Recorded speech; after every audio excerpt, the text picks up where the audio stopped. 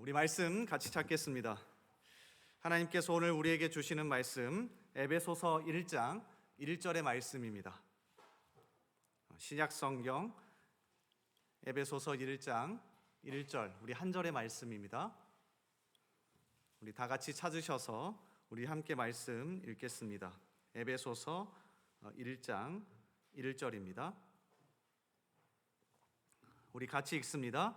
하나님의 뜻으로 말미암아 그리스도 예수의 사도된 바울은 에베소에 있는 성도들과 그리스도 예수 안에 있는 신실한 자들에게 편지하노니. 아멘. 오늘 또 이 금요기도에 나오신 여러분을 진심으로 환영하고 또 축복합니다. 우리 앞뒤 좌우로 밝게 웃으면서 이렇게 인사할까요? 밤에 뵈니 더 좋습니다. 이렇게 인사할까요? 네. 우리 한 번 더 인사합시다. 오늘 또 큰 은혜 받읍시다. 하나님께서 오늘 이 밤에 우리가 말씀을 나누고 또 찬양하고 기도할 때에 큰 은혜 부실 거라 믿습니다. 오늘 에베소서 1장 1절, 그러니까 제일 앞부분 한 절을 말씀을 같이 읽었는데요. 바울의 첫 문장이라는 제목으로 같이 말씀 나누겠습니다. 영국의 한 일간지인 텔레그래프에서 세계 문학 사상 가장 빛나는 첫 문장 30이라는 글을 하나 내었습니다. 그러니까 가장 첫 문장이 빛나고 또 아름답고 의미가 있는 작품들을 추려서 30권의 책을 선정한 겁니다. 그 중에 1위를 차지한 책이 제인 오스틴의 오만과 편견입니다. 혹시 읽어보신 분 있을지 모르겠는데 그 첫 문장이 기억나십니까? 그 첫 문장이 이렇게 시작합니다. 재산께나 있는 독신남은 아내가 꼭 필요할 것이라는 점은 누구나 인정하는 보편적인 진리이다. 자, 이 문장으로 시작하는데 영국의 일간지는 가장 첫 문장이 뛰어난 작품이라고 꼽았습니다. 이유가 있습니다. 이 한 문장 속에는 당시 영국 부르주아 계층과 사회적 관습 또 편견을 꼬집어서 단 한 문장에 다 표현했다는 겁니다. 그래서 당시 영국 사람들은 이 책을 보며 이 첫 문장 속에 몰입할 수 있었습니다. 첫 문장은 다른 모든 사람들을 몰입하게 만들고 관심을 가지게 하는 아주 중요한 문장입니다. 그래서 우리가 글을 쓰거나 또는 편지를 쓰거나 다른 사람에게 말을 할 때 첫 문장을 어떻게 시작해야 할지 고민하기 마련입니다. 제 큰딸아이는 9살인데 편지를 꽤나 잘 써주는 편입니다. 진짜 일주일에도 몇 편씩 써서 조그마한 손편지에 아빠, 또 엄마, 그리고 동생, 아직 글 읽지 못하는 동생에게도 편지를 써주곤 합니다. 제가 동생에게, 그러니까 둘째인 하민이에게 무엇라 썼을지 계속해서 편지를 추려보니 공통된 첫 문장이 있었습니다. 그러니까 나름 큰딸아이도 동생에게 고민을 하면서 첫 문장을 쓴 겁니다. 자, 이겁니다. 하민아, 나 누나야. 누나는 너를 이렇게 생각해. 그러니까 항상 첫 문장이 이렇게 시작하는 거예요. 하민아, 나 누나야. 누나는 너를 이렇게 생각해. 그러니까 그 9살짜리 아이가 동생을 향하여서 어떻게 마음을 표현할 수 있을지 고민한 끝에 나온 첫 문장은 나 누나야. 누나는 너를 이렇게 생각해였습니다. 첫 문장은 참 중요합니다. 오늘 말씀도 마찬가지 아닙니까? 벨기에에 떠오르는 젊은 소설가인 베르나르 키리니라는 사람이 있습니다. 이 사람은 아예 대놓고 자신의 첫 번째 작품의 이름이 이겁니다. 첫 문장 못 쓰는 남자. 이 책에서 굴드라고 하는 주인공을 통해서 첫 문장이 얼마나 중요한지 이렇게 소개합니다. 첫 문장, 그것이 문제였다. 수년 전부터 구상해왔던 책을 쓰기로 결심한 날 굴드가 고민한 건 바로 그것이었다. 그가 앞으로 써나가게 될 모든 것은 바로 그 첫 문장에서 비롯될 것이고, 따라서 첫 문장을 잘못 시작했다가는 책 전체가 망가져 버릴 게 틀림없다. 첫 문장은 든든한 바위여야 했고, 모든 것을 그 위에 안전하게 구축해 나갈 수 있는 견고한 화강암이어야 했다. 그러므로 완벽에 도달할 때까지 첫 문장을 갈고 다듬을 필요가 있었다. 이렇게 첫 문장의 중요성을 설교 초두에 강조하는 이유가 있습니다. 오늘 우리가 읽은 에베소서는 단순한 성경이 아니라 감옥 안에서 바울이 고심하고 고심한 끝에 자신이 너무 사랑했던 에베소 교회 성도들에게 첫 문장을 쓰고 있는 겁니다. 자, 1장 1절을 다시 한번 우리 같이 한번 읽어보겠습니다. 자, 이 바울의 마음을 알아서 한번 같이 읽습니다. 자, 시작. 하나님의 에베소에 있는 성도들과 그리스도 예수 안에 있는 신실한 자들에게 편지하노니, 아주 간단한 구조로 되어 있습니다. 크게 두 부분으로 되어 있는데 첫 번째는 발신자가 누구인지를 밝힙니다. 그러니까 이 편지를 현재 누가 쓰고 있는지 그 발신자를 밝히고요. 두 번째는 수신자, 그러니까 누가 이 편지를 받아보고 있는지 수신자에 대해서 밝힙니다. 자, 구조는 아주 간단해요. 자, 그 중에서 오늘 이 밤에는 발신자 부분을 함께 살펴보고자 합니다. 그러니까 앞부분입니다. 하나님의 뜻으로 말미암아 그리스도 예수의 사도된 바울은, 얼마나 힘 있는지 모릅니다. 현재 로마에 갇혀서 어쩌면 낙심하고 낭망하고 절망 속에 있을 텐데도, 자신은 갇혀 있었음에도 밖에 있는 에베소 교회 성도들을 향하여 힘있고 여유있고 담대하게 글을 쓰고 있습니다. 이 부분이 저와 여러분을 고민하게 합니다. 우리는 자유롭습니다. 우리는 바울보다 훨씬 환경과 처지가 좋습니다. 그럼에도 오늘 말씀 속 바울처럼 여유와 담대함은 찾기가 쉽지 않습니다. 여러분 어떠십니까? 오늘 말씀 앞에서 바울이 어떻게 이렇게 여유롭고 담대하게 에베소 교회 성도들을 향하여 또 우리를 향하여 이 첫 문장을 남기며 쓰고 있는지를 살펴보고자 합니다. 그러면서 하나씩 살펴볼 때에 바울처럼 우리에게도 이러한 여유와 담대함이 회복되기를 소원합니다. 그래서 어디에 서 있든지 간에, 어떤 환경이든지 간에 바울처럼 여유 있게 하나님 안에서 담대하게 살아가는 저와 여러분 되기를 간절히 소원하고 축복합니다. 자, 일단 두 가지로 한번 살펴보겠습니다. 오늘 이 발신자 바울이 누구인지를 밝히는 첫 문장 속에서 두 가지의 의미가 내포되어 있는데요. 자, 첫 번째는 자긍심입니다. 자, 무엇이라고요? 자긍심입니다. 어떤 자긍심입니까? 하나님께 보냄을 받았다는 자긍심입니다. 하나님께 보냄을 받았다는 자긍심이 이 첫 문장 속에 펄펄 넘쳐납니다. 바울이 자신을 무엇이라 소개합니까? 1절을 보니 사도라고 소개합니다. 사도는 보냄을 받은 자라는 뜻이에요. 그러니까 지금 자랑하는 게 아닙니다. 나는 사도입니다 라고 자랑하는 게 아니라 오히려 반대로 나는 현재 감옥에 갇혀 있지만 하나님이 보낸 사람입니다 라고 하는 그 자긍심이 펄펄 살아있는 겁니다. 여러분, 우리에게 이 자긍심이 회복되어야 합니다. 어디에 있든지 간에, 어떤 환경이든지 간에 바울처럼 감옥 안에 갇혀 있어도 하나님이 나를 보내셨다는 그 의식이 회복되면 여유와 담대함을 가지고 살 수 있죠. 그래서인지 바울은 모든 편지를 쓸 때마다, 서신서를 남길 때마다 그 앞부분 제일 첫 문장을 보면 이 자긍심으로 넘쳐납니다. 똑같은 옥중 서신인 골로새서에서도 비슷하게 시작해요. 골로새서 1장 1절 하나님의 뜻으로 말미암아 그리스도 예수의 사도된 바울과 형제 디모데는, 자, 비슷하죠. 자신을 무엇이라 소개합니까? 하나님의 뜻으로 말미암아 그리스도 예수의 사도라고 표현합니다. 역시 골로새 교회 성도들에게도 자신이 하나님께 보냄을 받았다는 것을 강조합니다. 고린도 교회에 보내는 편지도 마찬가지입니다. 고린도전서 1장 1절입니다.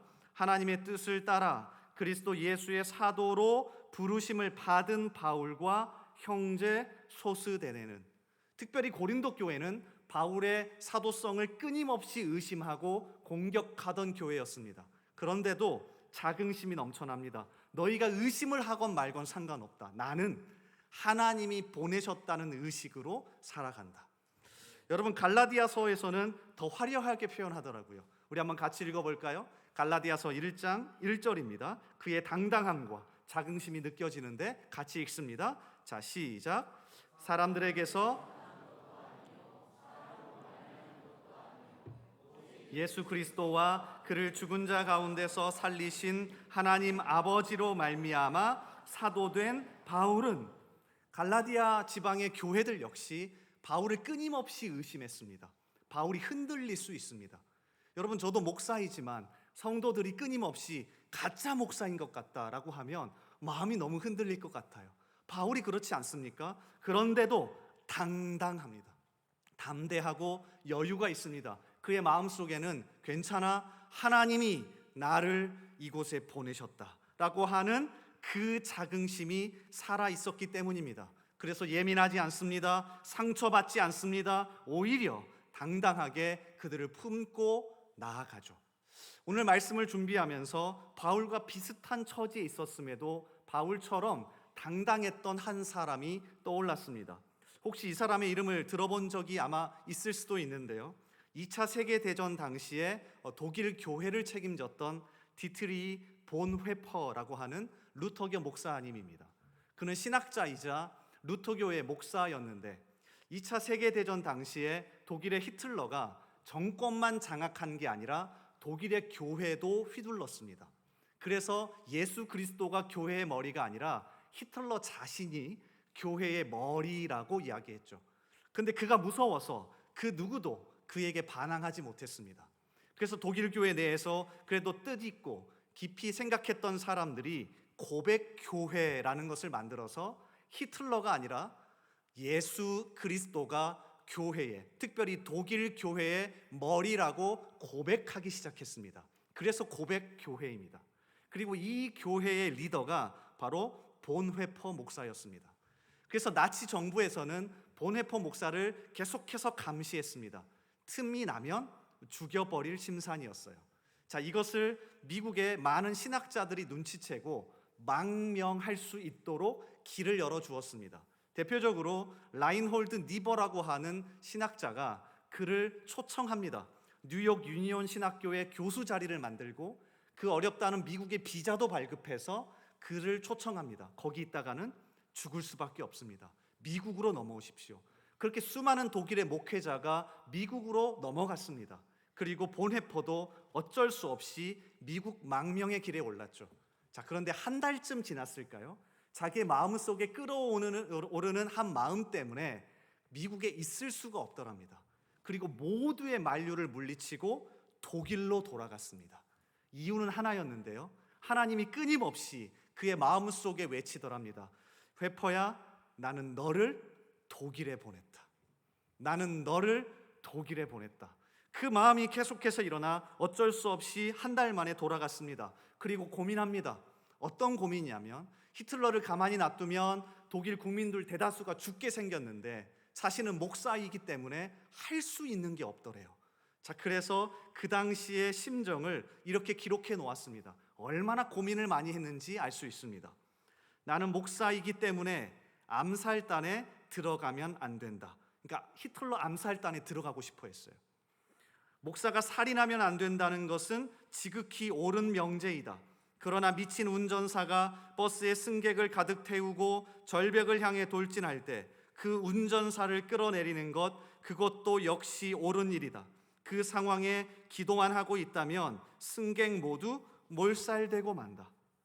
이 갈등 사이에 있었던 겁니다. 목사이기에 살인을 하면 안 되고, 그렇다고 가만히 놔두면 많은 사람이 죽게 생겼으니 그 사이에서 갈등하는 거죠.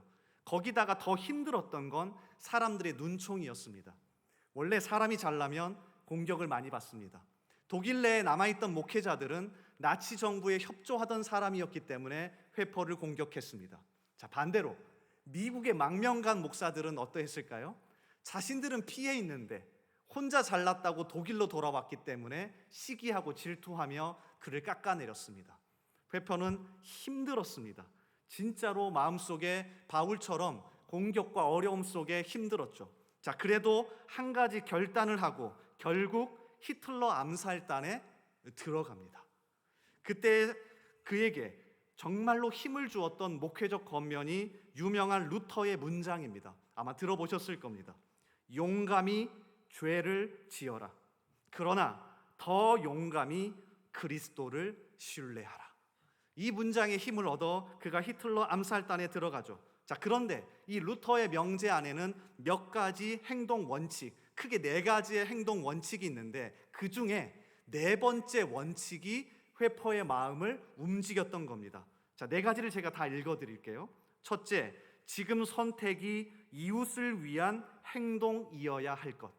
둘째, 선한 미래를 도모하는 일이 되어야 할 것.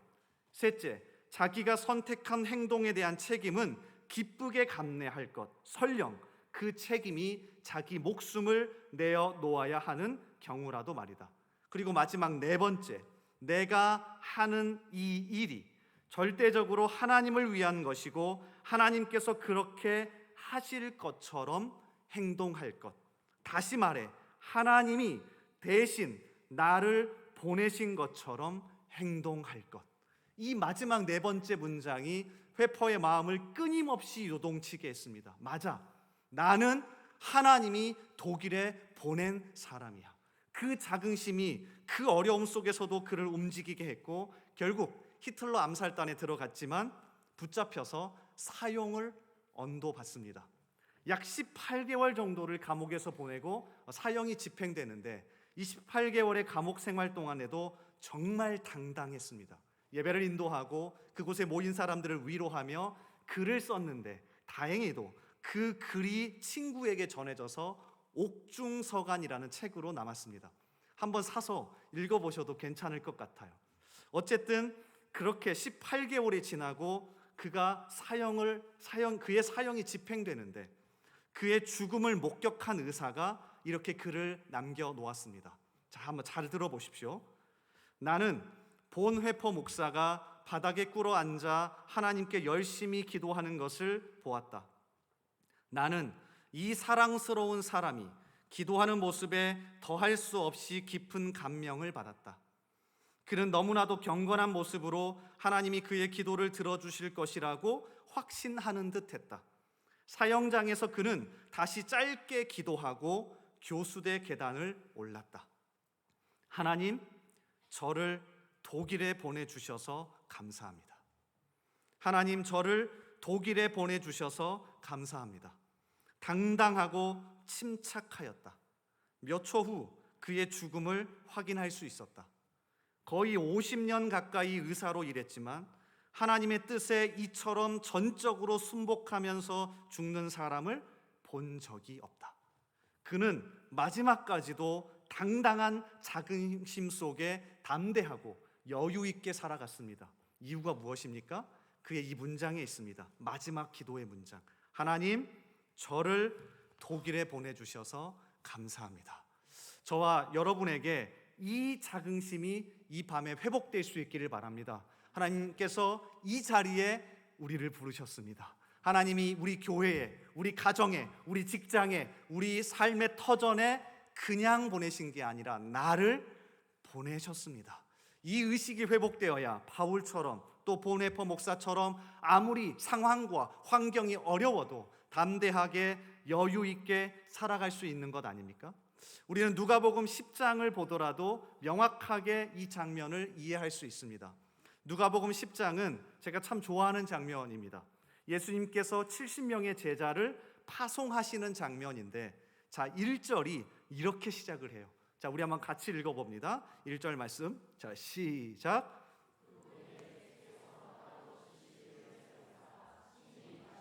각 동네와 각 지역으로 둘씩 앞서 보내시며. 아멘. 여기에서 강조되는 단어가 있는데 친히 가시려는, 그리고 앞서 보내시며입니다. 그냥 보내신 게 아니라 예수님이 직접 가시려고 했던 가장 중요한 곳에 앞서 보내셨습니다. 여러분, 이 밤에 기도하면서 다시금 이 의식이 회복되길 바랍니다. 왜 우리 교회에 여러분 앉아 있습니까? 누가 보내셨습니까? 하나님이 정말 가고 싶은 곳에 우리를 먼저 보내셨습니다. 왜 이 가정에 여러분이 있습니까? 왜 그 직장에 여러분이 있습니까? 왜 그 삶의 터전에 여러분이 있습니까? 하나님이 직접 가시려는 곳에 여러분을 보내셨습니다. 이 마음이 간절하게 회복되기를 주님의 이름으로 소원하며 축복합니다. 자, 그런가 하면 두 번째입니다. 두 번째로 오늘 첫 문장 속에 담겨 있는 두 번째 의미는 사명 의식이 담겨 있는 표현입니다. 자, 무엇이 담겨 있다고요? 사명 의식이 담겨 있는 표현입니다. 당연히 첫 번째와 연결되어 있습니다. 보내셨다면 그냥 보내지 않으셨을 겁니다. 반드시 보내셨다면 보내신 분의 일이 있을 거고 또 우리는 그 일을 감당해야 하죠. 여러분, 그것을 성경은 사명이라고 이야기합니다. 심부름사의 목숨명입니다. 그러니까 누군가 우리에게 일을 시켜서 목숨을 걸고 해야 할 일을 사명이라고 합니다.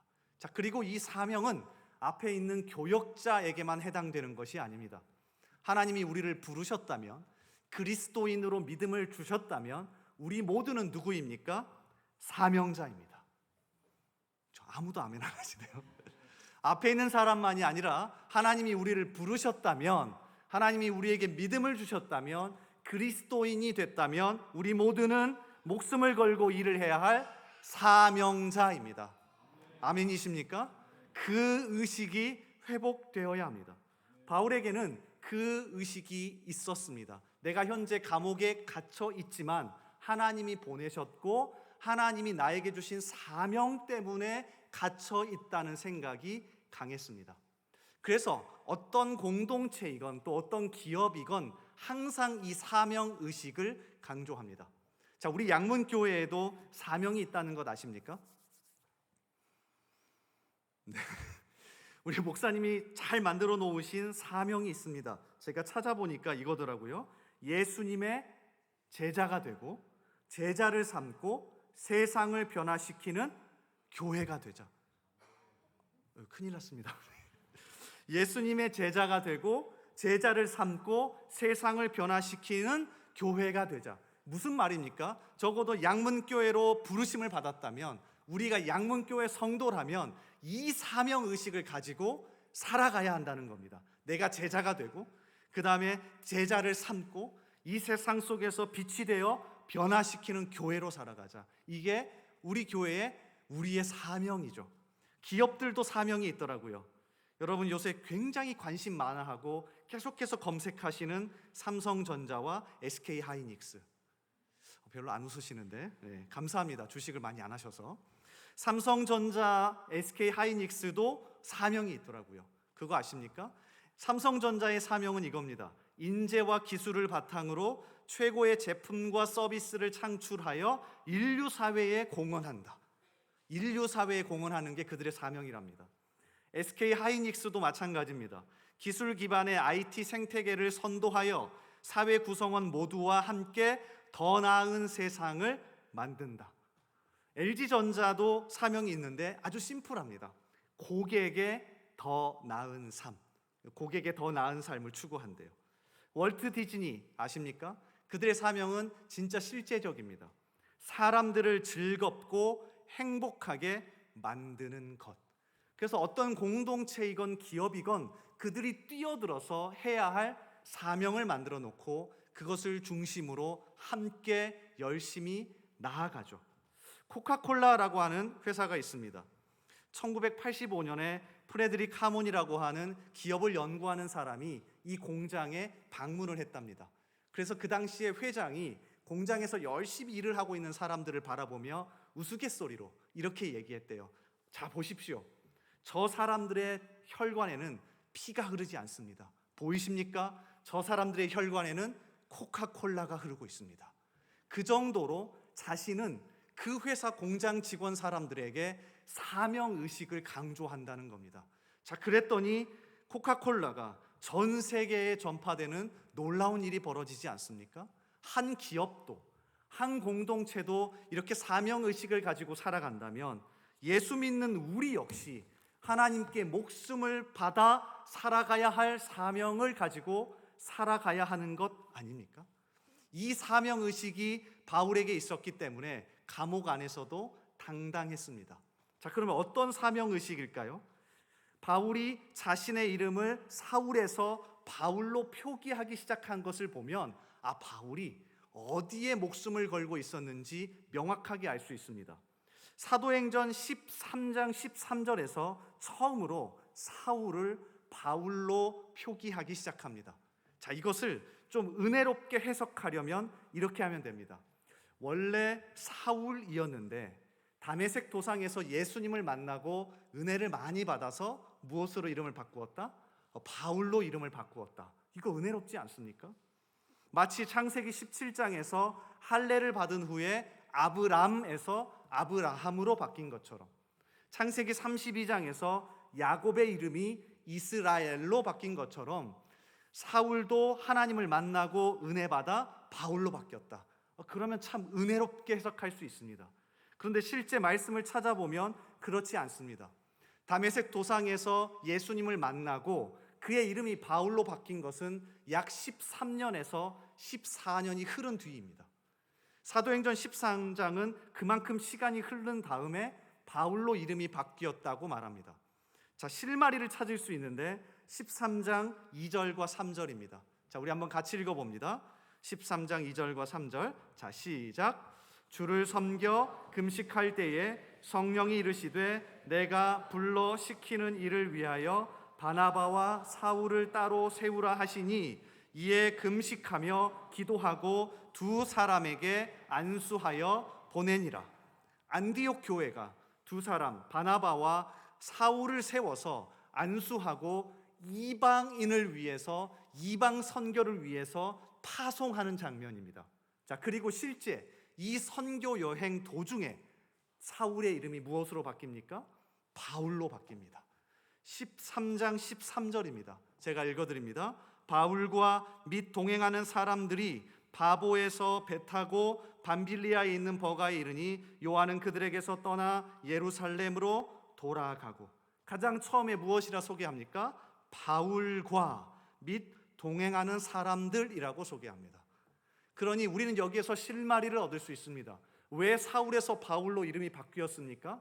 사명 때문이었습니다.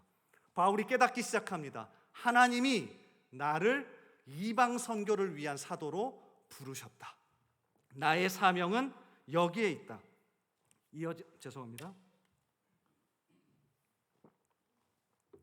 이어지는 사도행전 20장 24절 말씀 우리 같이 읽어봅니다. 자, 시작.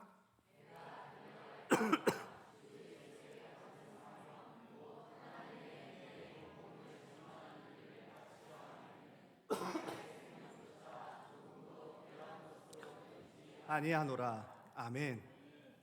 바울이 13장에서부터 깨달았던 자신의 심정을 20장에서 이렇게 이야기하죠. 내가 달려갈 길과 주 예수께 받은 사명, 곧 하나님의 은혜의 복음을 증언하는 일을 마치려 하면은 나의 생명조차 조금도 귀한 것으로 여기지 아니하노라.